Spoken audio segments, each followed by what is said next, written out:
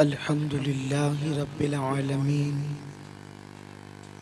वल आक़िबतु लिल मुत्तक़ीन वस्सलातु वस्सलामु अला सय्यिदिल अंबियाइ वल मुरसलीन व अला आलिहि व अस्हाबिहि त्वय्यिबीन अत्ताहिरीन अम्मा बअद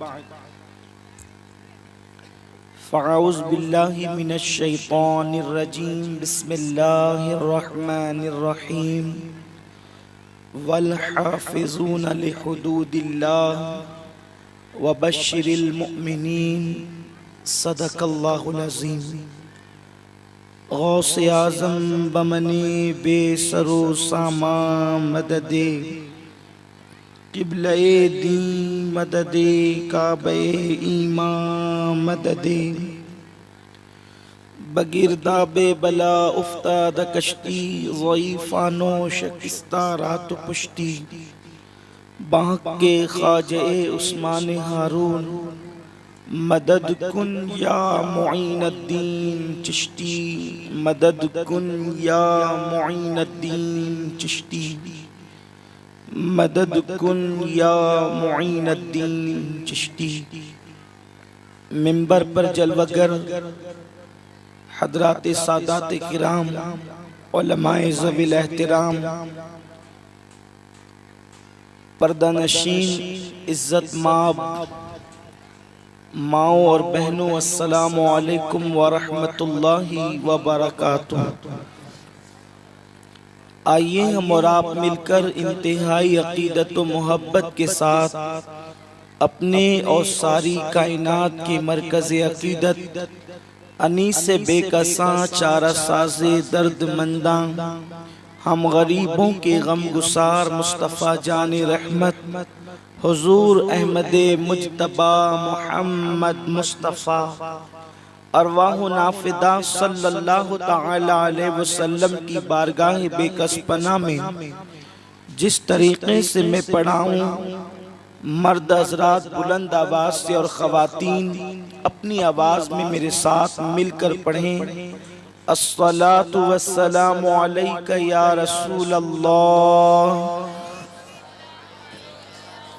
अस्सलातु वस्सलामु अलैका या नबी अल्लाह, अस्सलातु वस्सलामु अलैका या हबीब अल्लाह व अला आलिका व अस्हाबिका या नूर अल्लाह सल्लल्लाहु तआला अलैहि वसल्लम। मेरे प्यारे आका सल्लल्लाहु तआला अलैहि वसल्लम की कनीज़ों, अस्र की नमाज हो चुकी है और अनकरीब मगरिब की अजान भी होने वाली है और हम हुबली की सरजमीन पर सुन्नी दावत इस्लामी के सालाना 19वें इज्तिमा के अंदर पहले दिन की इस महफिल में हाजिर है। अल्लाह तबारक व तआला मेरी और आप सबकी हाज़िरी को कबूल फरमाए और दुनिया में हमारे लिए अमन व आफ़ियत और आखिरत में निजात का ज़रिया बनाए। मेरे प्यारे आका सल्लल्लाहु तआला अलैहि वसल्लम की कनीज़ों, इस्लाम अल्लाह तबारक व तआला का पसंदीदा दीन है। अल्लाह रब्बुल इज़्ज़त ने इस मज़हब को पसंद फरमाया है और हज़रत आदम अलैहिस्सलाम से लेकर हज़रत ईसा तक और हज़रत ईसा के बाद हम सब के आका व मौला ख़ातिमुन नबिय्यीन मुस्तफ़ा जान रहमत सल्लल्लाहु अलैहि वसल्लम भी इस्लाम ही लेकर के आए। दूसरे अंबियाए किराम और हमारे आका सल्लल्लाहु अलैहि वसल्लम के इस्लाम लाने में फ़र्क ये है कि हुज़ूर सैयद आलम सल्लल्लाहु अलैहि वसल्लम से पहले जितने अंबियाए किराम तशरीफ़ लाए उन पर अल्लाह ने दीन को मुकम्मल नहीं फरमाया, इसलिए कि बाद में अंबिया आने वाले थे और अब कोई नबी आने वाला नहीं है। कोई नबी बहैसियत नबी, कोई नया नबी अब दुनिया के अंदर नहीं आएगा। इसलिए अल्लाह रब्बुल इज्जत ने हमारे आका सल्लल्लाहु अलैहि वसल्लम पर दीन मुकम्मल कर दिया है और अल्लाह रब्बुल इज्जत ने कानून हमें अता फरमाया। इस कानून के मुताबिक जिंदगी गुजारोगे तो तुम कामयाब हो जाओगे और इससे रूगर्दानी करोगे, इसकी मुखालफत करोगे तो तुम दुनिया में भी नाकाम रहोगे और आखिरत में भी अल्लाह के अजाब में गिरफ्तार हो जाओगे। मेरे प्यारे आका सल्लल्लाहु अलैहि वसल्लम की कनीजों, अल्लाह रब्बुल इज्जत ने कानून की शक्ल, कुरान मुकद्दस की शक्ल में हमें कानून अता फरमाया, अहदीस रसूल की शक्ल में हमें कानून अता फरमाया। एक मुसलमान कलमा पढ़ने के बाद अब अपनी तबीयत के मुताबिक जिंदगी नहीं गुजार सकता, उसे अल्लाह के कानून पर अमल करना होगा। अल्लाह रब्बुल इज्जत के कानून के खिलाफ दुनिया का कोई इंसान चला जाए, चाहे वो जितना बड़ा इल्म वाला हो, चाहे वो जितना बड़ा तकवे वाला हो, चाहे वो जितना बड़ा परहेजगार हो, अगर वो अल्लाह के कानून के खिलाफ जाता है तो उसकी जिंदगी के अंदर अल्लाह रब्बुल इज्जत बहारें छीन लेता है। मेरे प्यारे आका सल्लल्लाहु अलैहि वसल्लम की कनीजों, रब के कानून की मुखालफत बड़े बड़े ताजदारों ने की, अल्लाह रब्बुल इज्जत ने उनसे तख्त व ताज को छीन लिया। बड़े बड़े मालदारों ने अल्लाह रब्बुल इज्जत के कानून की मुखालफत की, अल्लाह रब्बुल इज्जत ने उनसे नेमतें छीन लिया। बड़े बड़े इज्जतदारों ने अल्लाह के कानून की मुखालफत की, अल्लाह ने उनसे इज्जत छीन ली। वो जिस वक्त इंसान अल्लाह के कानून की मुखालफत करता है, अल्लाह रब्बुल इज्जत उससे नेमतें छीन लिया करता है। इसीलिए मेरा अल्लाह कुरान मुकद्दस में इरशाद फरमाता है, वल हाफिज़ून लिहुदूदिल्लाह व बश्शिरिल मुमिनीन, जो अल्लाह की हुदूद की जो है वो ख्याल करते हैं, रब तबारक व तआला के हुदूद का ख्याल करते हैं, अल्लाह के कानून को तोड़ते नहीं, उन लोगों को खुशखबरी सुना दी जाए, उन्हें दुनिया में भी मुबारकबाद है और उन्हें आखिरत में भी खुशखबरी है। मेरे आका सल्लल्लाहु अलैहि वसल्लम की कनीजों, अल्लाह का कानून क्या है? हुजूर सैयद आलम सल्लल्लाहु अलैहि वसल्लम जो लेकर के आए, हम अपनी तबीयत के मुताबिक जिंदगी नहीं गुजार सकते। अल्लाह का कानून ये है, तुम अपनी तबीयत के मुताबिक सो नहीं सकते, तुम अपनी तबीयत से उठ नहीं सकते, तुम अपनी तबीयत से लिबास पहन नहीं सकते, तुम अपनी तबीयत से रसूमात वज़ा नहीं कर सकते, तुम अपनी तबीयत के मुताबिक चल नहीं सकते, तुम अपनी तबीयत के मुताबिक बैठ नहीं सकते, तुम अपनी तबीयत के मुताबिक खा नहीं सकते, तुम अपनी तबीयत के मुताबिक औलाद की परवरिश नहीं कर सकते, तुम अपनी तबीयत के मुताबिक किसी से मोहब्बत नहीं कर सकते, तुम अपनी तबीयत के मुताबिक किसी से नफरत नहीं कर सकते। अगर मोहब्बत करना है तो कानून इलाही के मुताबिक करना होगा, अगर नफरत करना है अल्लाह के कानून के मुताबिक करना होगा, औलाद की परवरिश करना है अल्लाह के कानून के मुताबिक करना होगा, अल्लाह की हदों में रह करके अपनी जिंदगी को गुजारना होगा। अगर तुमने खुदा के कानून की पैरवी की, वबश्शिरिल मुमिनीन कह करके अल्लाह ने तुम्हें खुशियां नसीब फरमाई, दुनिया में भी खुश रहोगे, सदा बहार रहोगे और आखिरत में भी खुश रहोगे, सदा बहार रहोगे। मेरे प्यारे आका सल्लल्लाहु अलैहि वसल्लम की कनीजों, लेकिन अफसोस का मुकाम ये है, आज हम अल्लाह के कानून को तोड़ रहे हैं, आज हम अल्लाह की हदों को तोड़ रहे हैं। अल्लाहु अकबर। हालात ये हो चुके हैं कि हम अपनी तबीयत के मुताबिक सोते हैं, रात के 2-2, 3-3 बजे तक टीवी के अंदर सीरियल चल रहे हैं, हम अपनी तबीयत के मुताबिक जागते हैं और उसके अल्लाहु अकबर फिर फज्र की नमाज बिस्तर में गायब कर देते हैं और फिर जो है जब सूरज बुलंद होता है, सूरज तुलू होता है, उस वक्त हमारी आंख खुलती है। आपसे मैं पूछना चाहता हूँ, ऐ खातूने जन्नत की कनीजों, कल तक के मुसलमान औरतों का हाल ये था, अल्लाहु अकबर, मुस्लिम औरतें उस वक्त सुबह को बेदार हो जाती थी कि अभी सुबह को अजान भी ना होती थी, अल्लाहु अकबर। और जब वो खवातीन उठती तो कभी अपने बच्चों को बेदार करती, कभी अपनी बच्चियों को बेदार करती, कभी अपने शौहर को बेदार करती, घर के अंदर कुरान मुकद्दस की तिलावत की आवाज आती। इस शान से जब औरतें अपने घर के अंदर जिंदगी गुजार रही थी तो अल्लाहु अकबर, शौहर चंद रुपए कमा करके लाता, अल्लाह उस कारोबार के अंदर बरकत अता करता। एक कमाने वाला होता, कई लोग खाने वाले होते, लेकिन उसके बावजूद भी उसमें बरकत होती। ऐ खातूने जन्नत की कनीजों, आज बात क्या है, लाखों रुपए कमाए जा रहे हैं, बड़ी तरक्की के साथ, बहुत तरक्की याफ्ता दौर के अंदर लाखों रुपए कमाने के बावजूद घर के अंदर जिक-जिक हो रही है, घरों के अंदर बेचैनी है, घरों के अंदर बेकरारी है। वजह क्या है। अल्लाह अकबर। मेरे आका सल्लल्लाहु अलैहि वसल्लम फरमाते हैं 3 चीजें मनहूस हुआ करती है, 3 चीजों के अंदर नहूसत आ सकती है। आका इरशाद फरमाते हैं कभी कभी घर भी मनहूस होता है, कभी कभी औरत भी मनहूस होती है, कभी कभी घोड़ा भी मनहूस होता है। 3 चीजों के अंदर नहूसत आ सकती है। अल्लाह अकबर। जो औरतें सूरज निकलने के बाद भी सोती पड़ी रहती है, गोया कि उनकी वजह से घरों के अंदर नहूसत है। शौहर रात तो दिन कमाएगा लेकिन बरकत नहीं होगी, और वो खवातीन जो सुबह को उठ जाती है अल्लाह के कानून के मुताबिक, उनका शौहर थोड़ा कमाता है तो अल्लाह रब्बुल इज्जत बरकतें अता फरमाता है। अल्लाह की हदों की हिफाजत करो मेरे प्यारे आका सल्लल्लाहु अलैहि वसल्लम की कनीजों। आज मैं तुम्हें बताऊं, अल्लाह अकबर, आज औरतों के शौक का आलम क्या है। मुझे जेवर मिल जाए, मुझे कपड़े मिल जाए, मुझे खाना मिल जाए, मुझे बाइक पर घूमना मिल जाए, और उसके बाद हल मिन मजीद, हल मिन मजीद, इसके नारे लग रहे हैं। मेरे आका सल्लल्लाहु अलैहि वसल्लम की कनीजों, आओ मैं तुम्हें बताऊं कल की खवातीन का हाल क्या था, कल की खवातीन की कैफियत क्या थी। अल्लाह अल्लाह, उनके दिल में अल्लाह रब्बुल इज्जत पर कितना एतमाद था, उनके दिलों में कितना तवक्कुल था, उनका रिश्ता अल्लाह उसके रसूल से कितना मजबूत था। अल्लाह अकबर।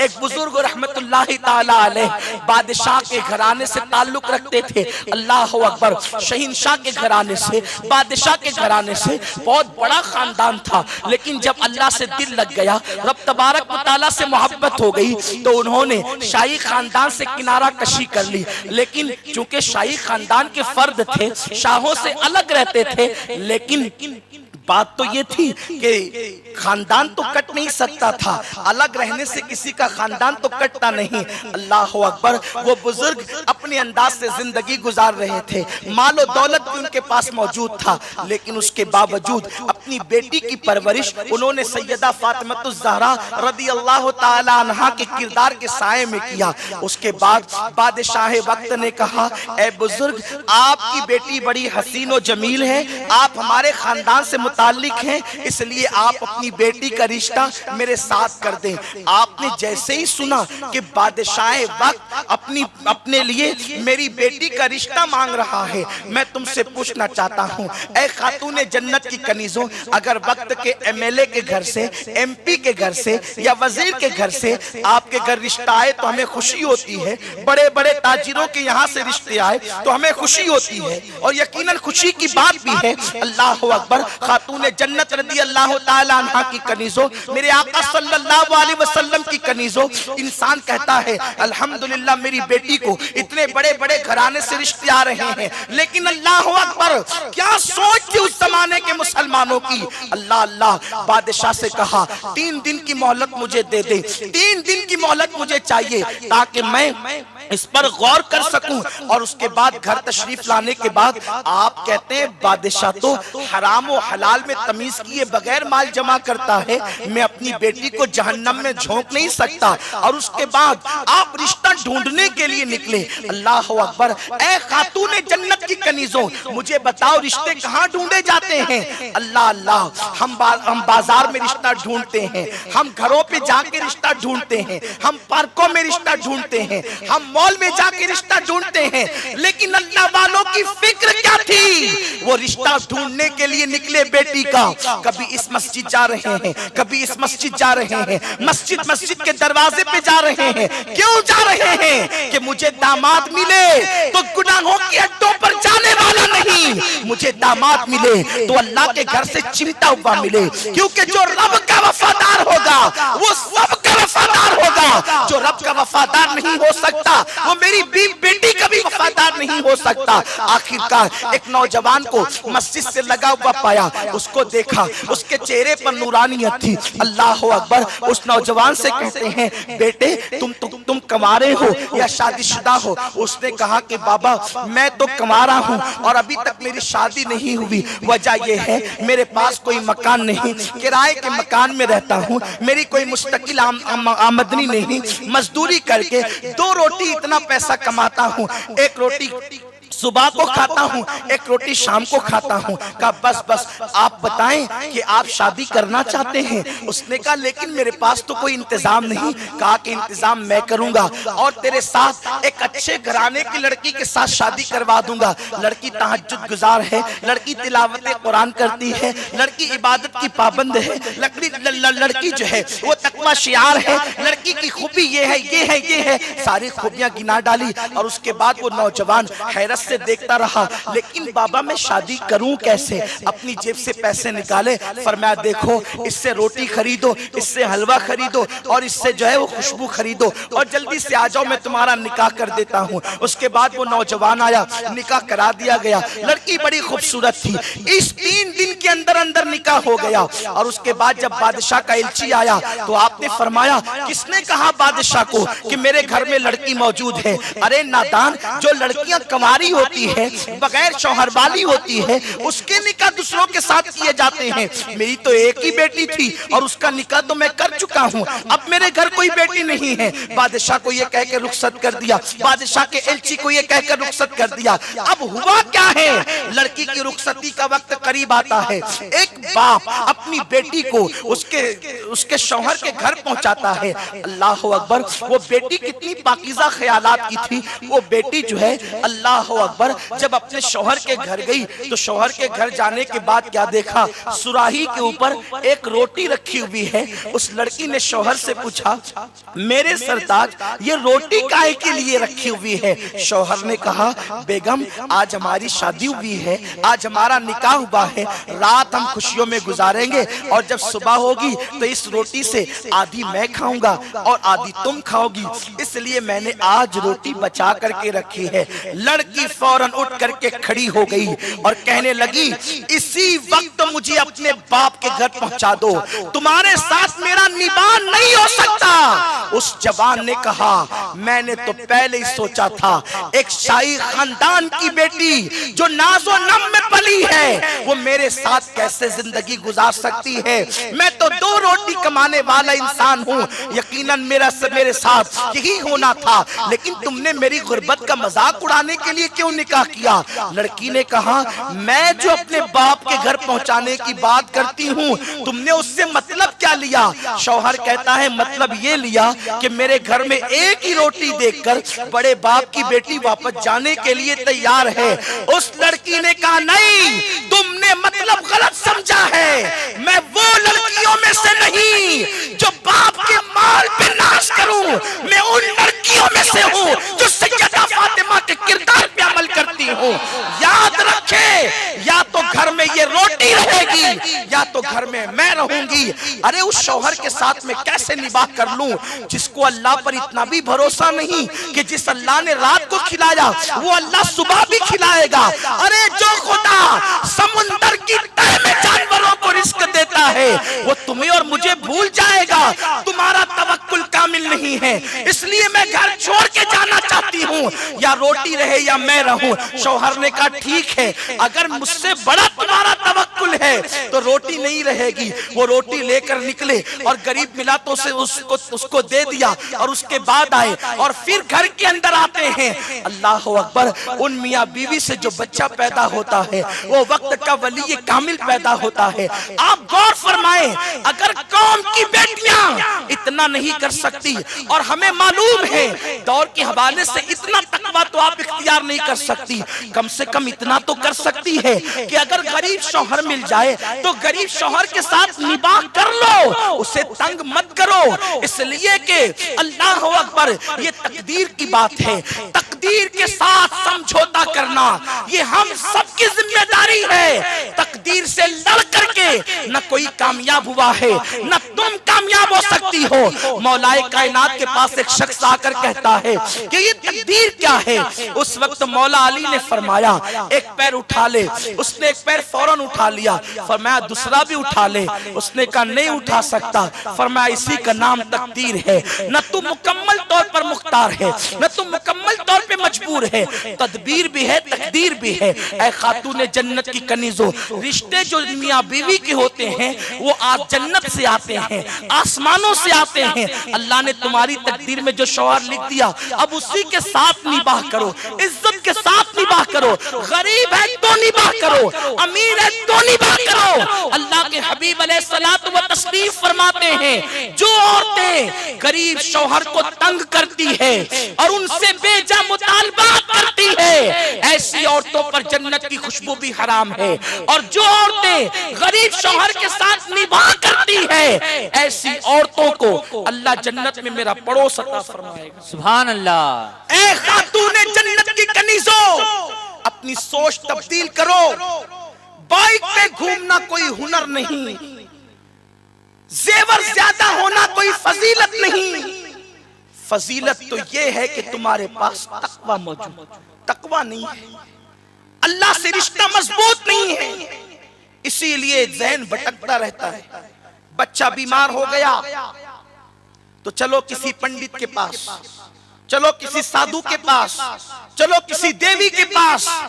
और हालात अब यहां तक हो चले कि मुस्लिम खवातीन बुर्का पहनकर कहीं बुतों की पूजा करती हुई दिखाई दे रही है, कहीं पंडितों के पास नजर आ रही है। मुझे बताओ, जो बैतुल खला करके पानी नहीं लेते वो तुम्हारे बच्चों को क्या शिफा दे सकेंगे? शाफी तो मेरा अल्लाह है और मेरे अल्लाह ने वलियों में वो ताकत अता की है कि वलियों को भी अल्लाह ने शिफा देने की कुव्वत अता की है। अरे नादान, बच्चा बीमार हो, पंडित और देवी के पास न जा। बच्चा बीमार हो, मेरे गौस को पुकार। अरे जो मुर्दे को जिंदा कर सकते हैं, क्या उनकी दुआ से तेरे बच्चे को शिफा नहीं मिल सकती? सुभान अल्लाह। नारे तकबीर, नारे रिसालत। ए खातूने जन्नत की कनीज़ों, अपनी सोच को बदलो, अपनी फिक्र को बदलो, गलत रसूमात से बचो। बच्चा बार बार बीमार है तो उसके कान में कभी बाली डाल दी जाती है, ये मजहब इस्लाम की तालीम नहीं। अरे बच्चा बीमार रहता है, माँ अगर 7 मरतबा सूरे फातिहा पढ़कर उस बच्चे पे दम कर दे, अल्लाह उसको शिफा अता फरमाए। मेरे गैब दा नबी ने इरशाद फरमाया, सूरे फातिहा में ला इलाज बीमारियों का इलाज मौजूद है। यानी जिस बीमारी के बारे में हकीमों ने कह दिया कि इसका इलाज हम नहीं कर सकते, ला इलाज का मतलब ये कि जहां हकीम और डॉक्टर हाथ टेक दें, उस बीमारी में भी सूरे फातिहा शिफा का जरिया बन जाती है। मेरे प्यारे आका सल्लल्लाहु अलैहि वसल्लम की कनीज़ों, तोहमात परस्ती से बचो, लगवियात और खुराफात से बचो। मैं तुमसे एक बात अर्ज करना चाहता हूं मिसाल के जरिए से। अगर तुम खूबसूरत हो, तुम्हें छोड़कर तुम्हारा शौहर किसी दूसरी औरत की तरफ तवज्जे करता है तो तुम कितना वाहवेला करती है ना? कहीं पंचायत बैठती है, कहीं मोहल्ले में रुसवाई होती है, औरतें हंगामा करती, लड़ झगड़ कर मैके चली जाती। यकीनन उसने गलती की, आपने एहतजाज किया। एक मिसाल दे रहा हूं, अल्लाह करे कभी किसी औरत के साथ ऐसा ना हो, लेकिन आप खूबसूरत हैं, नेक सीरत हैं, सारी खूबियां आप में हैं। आप जायज को छोड़कर शौहर नाजायज की तरफ मुतवज्जे हो तो आप हंगामे करती हो। अरे नादान, ये तो समझने समझाने के लिए है, बिला तशबीह बिला तमसील। मेरा अल्लाह हर मिसाल से पाक है।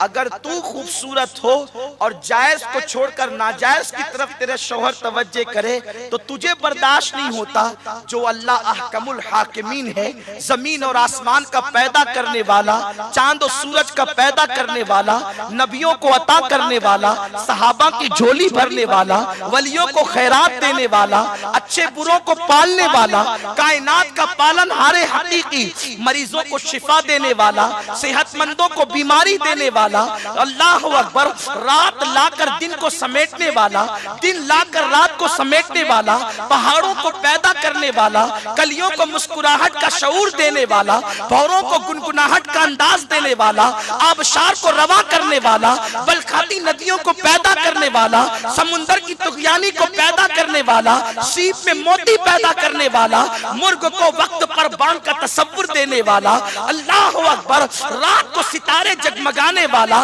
दिन को सूरज निकालने वाला, चांद को पतला सा निकाल कर फिर बड़ा बड़ा करके बदरे कामिल करने वाला, फिर घटा घटा करके चांद को खत्म करने वाला कौन है? वो मेरा तुम्हारा अल्लाह है। अरे मुस्तफा जान रहमत ने जब उस अल्लाह से हमारा रिश्ता जोड़ दिया है तो फिर हमें साईं बाबा की तस्वीर की जरूरत क्या है? हमें किसी मूर्ति की तस्वीर की जरूरत क्या है?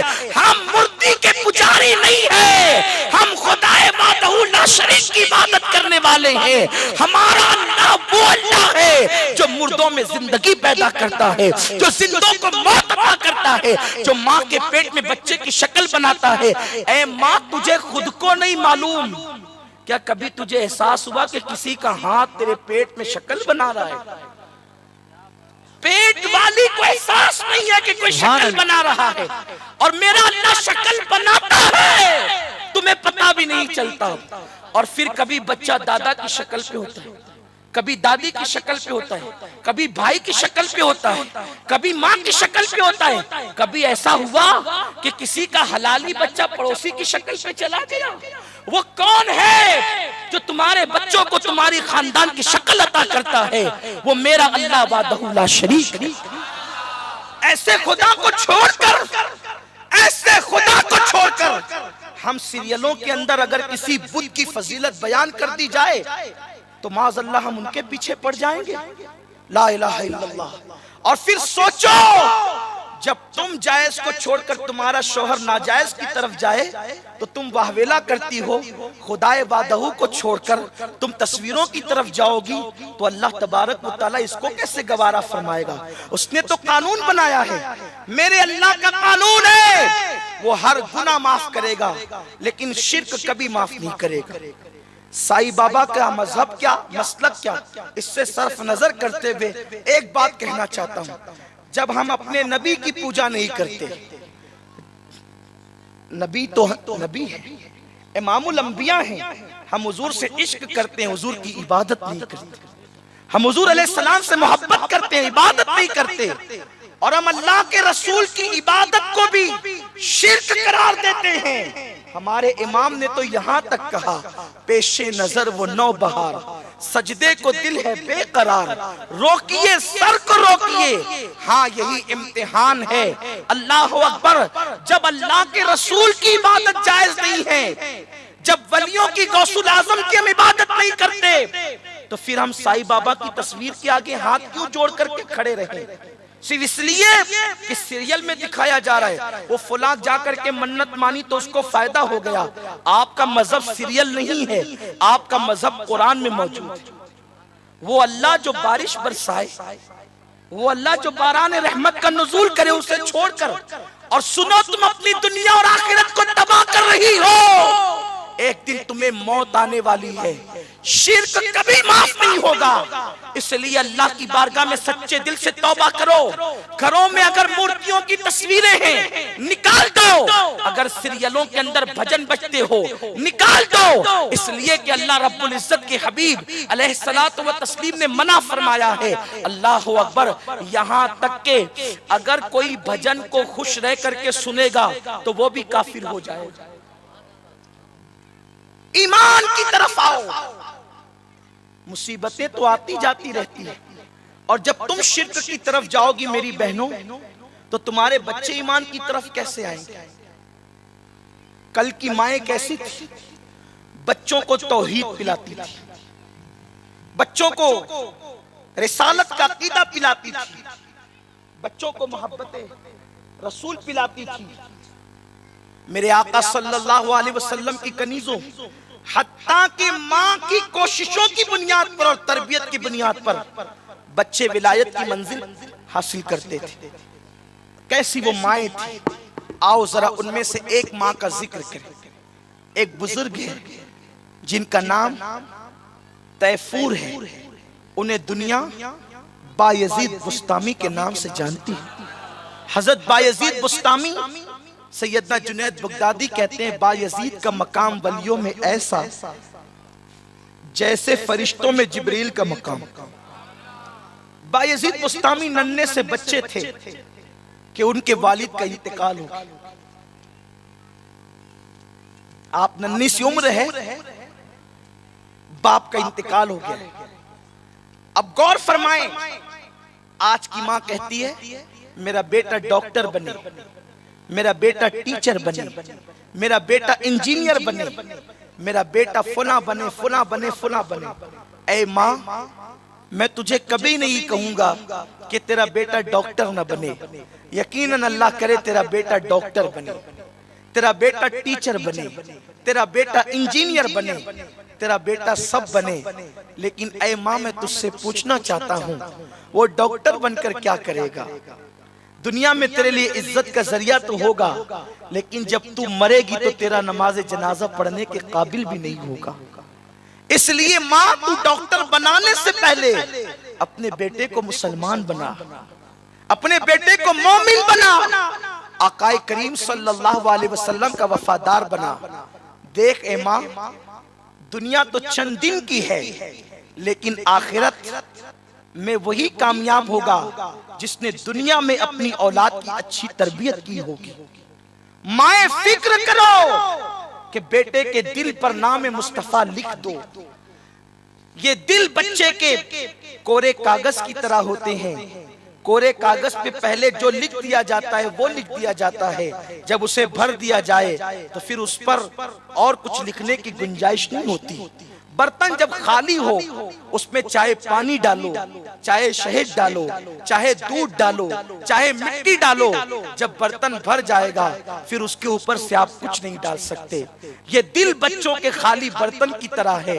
अगर इसमें कुछ डालना है तो ईमान डाल दो, मोहब्बत रसूल डाल दो, अल्लाह की मोहब्बत डाल दो, वलियों की मोहब्बत डाल दो। इस दिल को इतना पूर कर दो कि फिर किसी की मोहब्बत की गुंजाइश न रहे। जब तुम आका के वफादार बना दोगी औलाद को, तो तुम्हारी औलाद तुम्हारी भी वफादार होगी। वरना बेटा डॉक्टर बनकर जिस दिन बहू आएगी, तेरे बुढ़ापे में तुझे छोड़ करके चला जाएगा। क्योंकि डॉक्टर को यह तो पढ़ाया जाता है कि किस दर्द में कौन सा मेडिसिन लिया जाता है, किस बीमारी में कौन सा इंजेक्शन लगाया जाता है, लेकिन कॉलेज में डॉक्टर को यह नहीं पढ़ाया जाता कि माँ के कदमों के नीचे जन्नत है। अल जन्नतो तहत अक़दामिल उम्महात अगर कहीं पढ़ाया जाता है तो वो मुस्तफा जाने रहमत की तालीमात में पढ़ाया जाता है। इसलिए ऐ माँ, अगर तू अपने बेटे को सब कुछ बनाने का ख्वाब देख रही है तो बिल्कुल तेरा हक है, हर माँ की तमन्ना है। लेकिन पहले उसे वो बना जो रसूल चाहते हैं, पहले उसे वो बना जो अल्लाह चाहता है।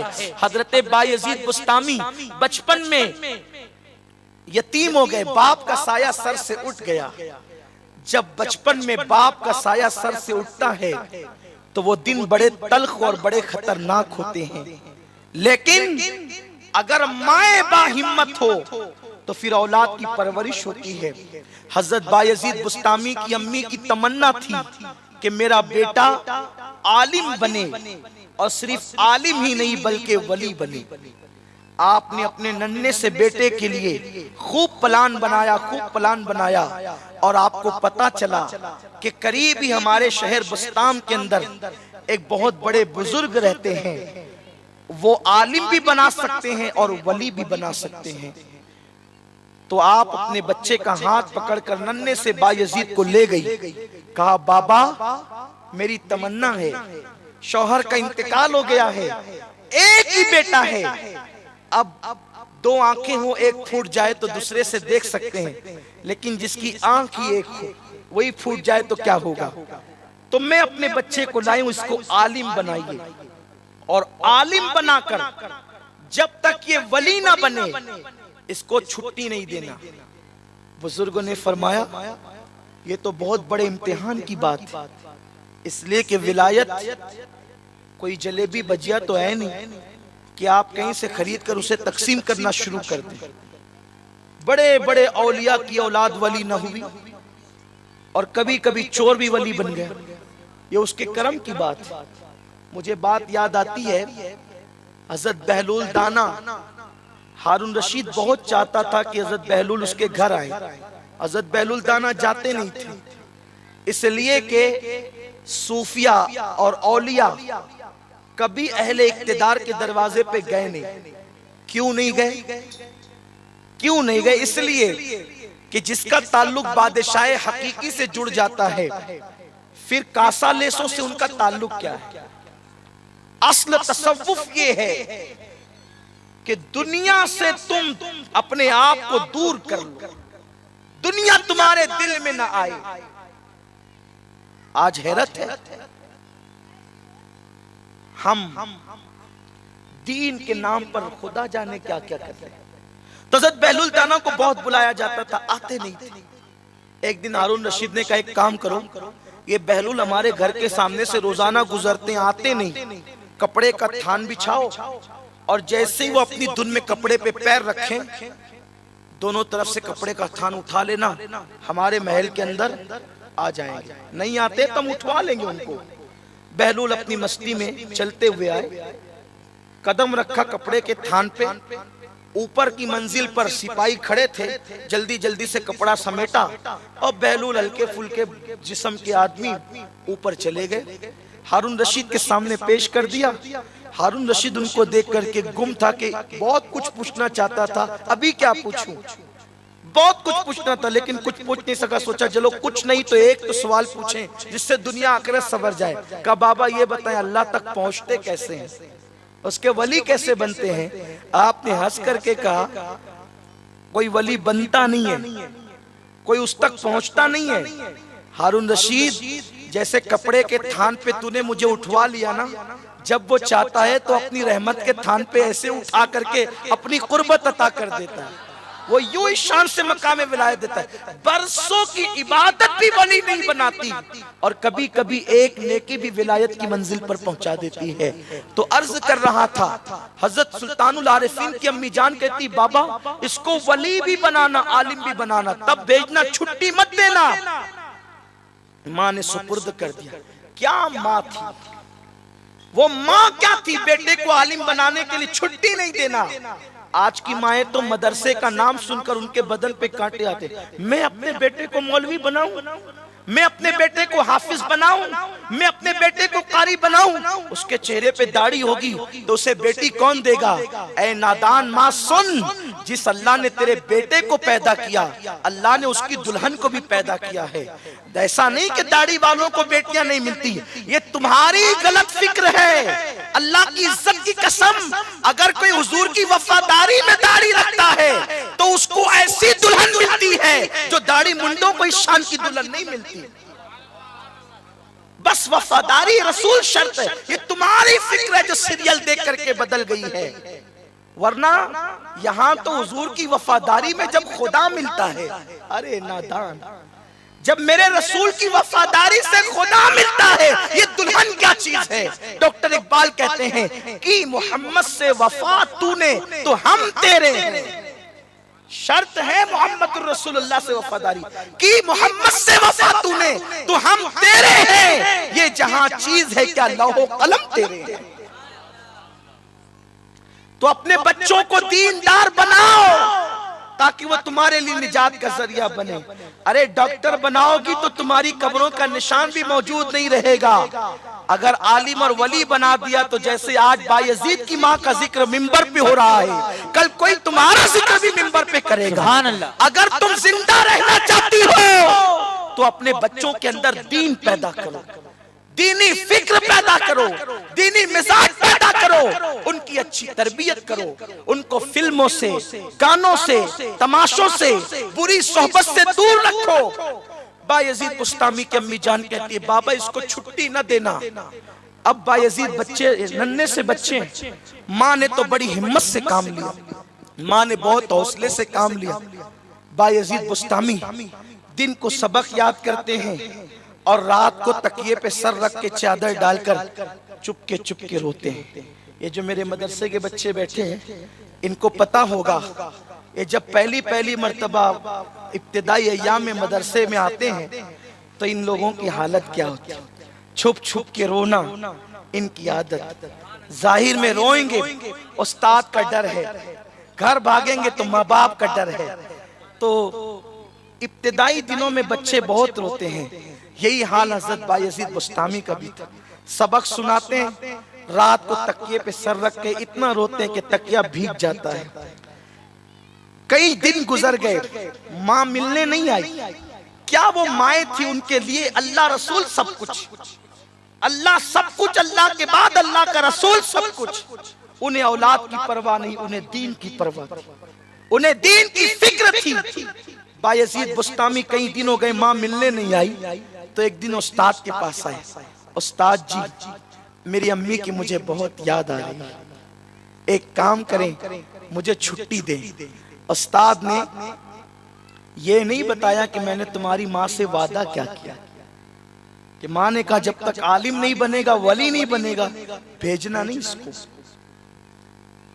अब ये कहते हैं कि उस्ताद छुट्टी, तो इन्होंने सोचा कि बच्चे को इसकी माँ की बात न बताऊं और इसको ऐसी बात कर दूं ताकि ये कभी छुट्टी ना मांगे।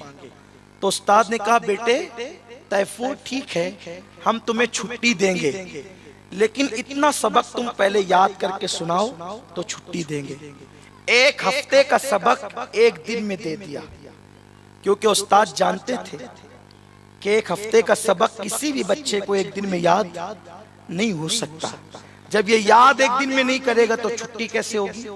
इन्होंने सबक लिया और अल्लाह से दुआ की, अल्लाह जब तू जनाबे खिज्र के सीने में इल्म उंडेल सकता है, अल्लाह जब तू हुदहुद को बिल्कीस के तख्त का शऊर दे सकता है, अल्लाह जब तू नन्हे से बच्चे को माँ के दूध का शऊर और उसकी समझ दे सकता है, तो ये एक हफ्ते का सबक जो मेरे उस्ताद ने दिया है, क्या तू मुझे याद नहीं करा सकता? मेरे अल्लाह तू मुझे याद करा। और तालिबे इल्म की कोई दुआ अल्लाह रद्द नहीं करता।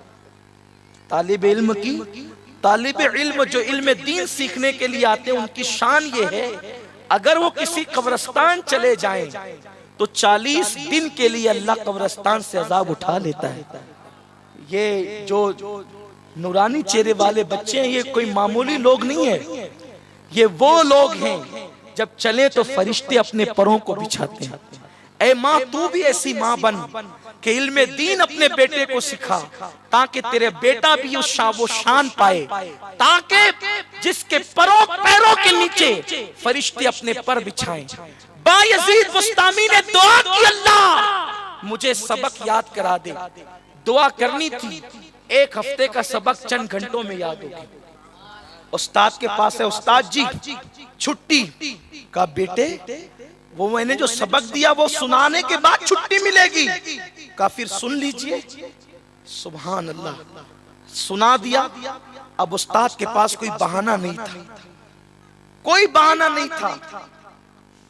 उस्ताद ने कहा बेटे जाओ छुट्टी, लेकिन जल्दी जाके जल्दी आना। जी उस्ताद, मैं अपनी माँ की ज़ियारत करूंगा, उसके बाद वापस आऊंगा। नन्हे से बायजीद मदरसे से निकले, दिल की कली कली मुस्कुरा पड़ी, दिल के अंदर ख्यालात आने लगे। कई महीनों के बाद माँ मिलेगी तो मैं माँ के साथ कितने प्यार की बातें करूंगा, मेरी माँ मेरा कितना लाड करेगी, वो मेरी पेशानी चूमेगी, वो मेरे गालों को बोसे देंगी। इस तरह से फिर मैं जाके मदरसे की बातें बताऊंगा, सबक सुनाऊंगा कि देखो मैंने कितना पढ़ लिया है। मेरी माँ खुश होगी, जब खुश होगी फिर मैं उसी मोहब्बत के माहौल में माँ से कुछ वादे ले लूंगा, मुझे ये दिलाना, ये करना, ये चाहिए, ये चाहिए। बड़े ख्वाबों की और तसव्वुरात की बारात लेकर नन्हे से बायजीद घर चले। घर गए तो दरवाजा बंद था, दरवाजे पे दस्तक दी, अंदर से आवाज आई कौन? दरवाजे पे दस्तक दी, अंदर से आवाज आई कौन? नन्हे से बायजीद ने मचल के कहा अम्मी मुझे पहचाना नहीं, तुम्हारा बेटा तैफूर। तैफूर का कौन? तैफूर का अम्मी तुम्हारा बेटा बायजीद का कौन? बायजीद का अम्मी मुझे पहचाना नहीं, जिसको मदरसे में आपने पहुंचाया था, एक लौता ही तो आपका बेटा है बायजीद। कहा निकल यहाँ से, मेरे घर का दरवाजा बंद है तेरे लिए, जब तक के तू आलिम और वली बनकर वापस नहीं आएगा, तेरे लिए मैं घर का दरवाजा नहीं खोलूंगी, चला जा यहां से, तेरे लिए कोई दरवाजा आज नहीं खुलेगा। वो क्या माँ थी, बताओ, महीनों के बाद नन्हा सा बच्चा है तो माँ बगैर मिले लौटा रही है, क्योंकि माँ को पता है ये चमड़े की सूरत देखना ये कोई अहमियत नहीं रखती। हकीकी ममता तो ये है कि माँ अपने बच्चे की आखिरत संवार दे, अपने बच्चे की आखिरत सुधार दे। का चला जा यहाँ से बायजीद, उस वक्त तक ना आना जब तक कि आलिम और वली ना बन जाए। उसके बाद बायजीद रोते रोते चले गए, मदरसे में आए, उस्ताद ने देखा, बेटे क्यों रो रहे हो, खैरियत तो है? अर्ज किया, हाँ हजरत, मेरी माँ ने दरवाजा नहीं खोला। और फरमाया, जा, जब तक आलिम नहीं बनेगा, वली नहीं बनेगा, उस वक्त तक मेरे घर का दरवाजा तेरे लिए नहीं खुलेगा। उसके बाद चंद सालों में हजरत बायजीद बुस्तामी आलिम बन गए। आलिम बनने के बाद उलमा ने सर पे दस्तार बांधी, लेकिन उनके उस्ताद को फिक्र हुई, आलिम की डिग्री तो मिल गई, लेकिन अब वली ये कैसे होगा। खूब इबादतें करवाई, रियाजतें करवाई।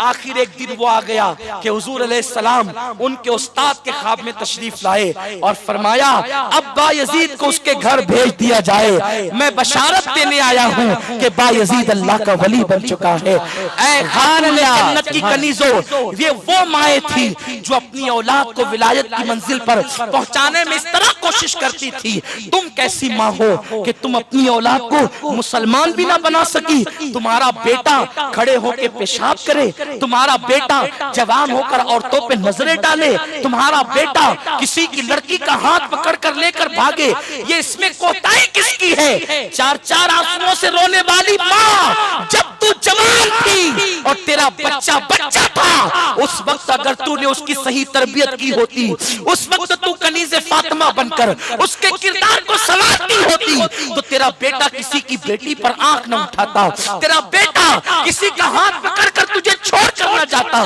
तेरा बेटा तुझे गाली न देता, तेरा बेटा तेरे साथ बेवफाई न करता। ऐ खातून जन्नत की कनीजों, याद रखो, दीन पर अमल करने में अपना फायदा है, इसलिए कि अल्लाह रब्बुल इज्जत को तुम कोई फायदा नहीं पहुंचा सकते, इसलिए कि मेरे अल्लाह की हर आन नई शान है। इसलिए अल्लाह ने जो कानून बनाया है उस पर अमल करोगे तो फायदा तुमको होगा, और अमल न करोगे तो दुनिया में भी खसारा है, आखिरत में भी खसारा है। और सुन लो, औलाद को उसी वक्त संवार सकते हो जब तुम खुद संवर जाओ। ये नहीं हो सकता कि आप सीरियल देखें, आप बारीक और पतले लिबास पहनते हुए घूमे, आप जो वो हाफ आस्तीन के कपड़े पहने, आप बाजार के चक्कर लगाएं और आपके घर में गुलाम गौसुल वरा पैदा हो जाए।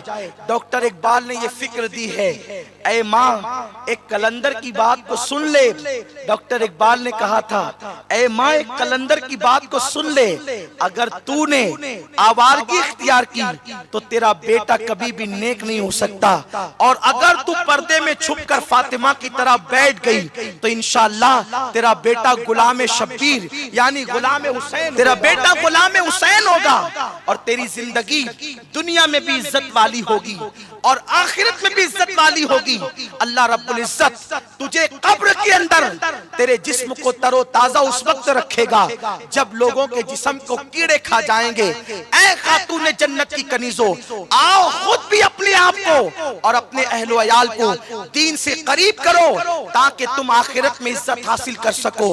और उसके लिए बेहतरीन अगर आप माहौल अपनी औलाद को देना चाहती हो तो खुद भी सुन्नी दावत इस्लामी से करीब आओ और अपनी औलाद को भी सुन्नी दावत इस्लामी के करीब करो। वमा अलैना इल्लल बलाग।